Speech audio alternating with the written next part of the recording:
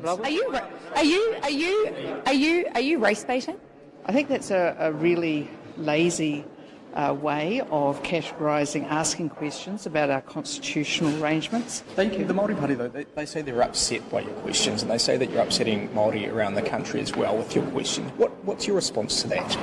Well, the Prime Minister needs to answer my questions. Do you see how uncomfortable this might make Māori feel, hearing themselves being talked about in Parliament in such a way that could be quite detrimental to the way that they feel and think about themselves?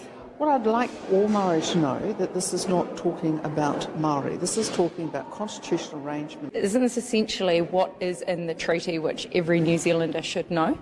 I don't know that all New Zealanders would view what the Prime Minister is now talking about as the treaty. They would see, I think, that this is a radical interpretation. What's the radical interpretation? The Māori Health Authority, is that what you're referring to? No, I suggest you think about all the other issues I've been raising. Constitutional There matters? are constitutional arrangements that are clearly in play at the moment, and the Prime Minister needs to be upfront. Because you've brought them up, aren't they? Because the Prime Minister is already undertaking a stream of work, or her government is, that clearly is bringing about significant changes to ownership, to governance, and we're now looking at what looks like a joint sovereignty. That is not something that I think most New Zealanders even realise. Isn't that the partnership under Te Tiriti? Well, these are questions I'm asking the Prime Minister. What does she mean by it? Didn't we have that? Didn't we have that? You should frame your questions in a different way, because the way you're framing them, the Māori Party clearly thinks is divisive.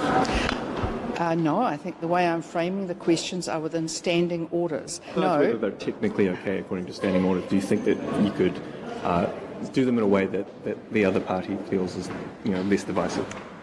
Parliament is a place of free speech within the rules. I will continue to ask the questions until the Prime Minister answers the questions directly. Do you think the government is conspiring to keep this, to keep something from New Zealanders? Well, it's pretty clear that the government doesn't want to have a full and frank discussion.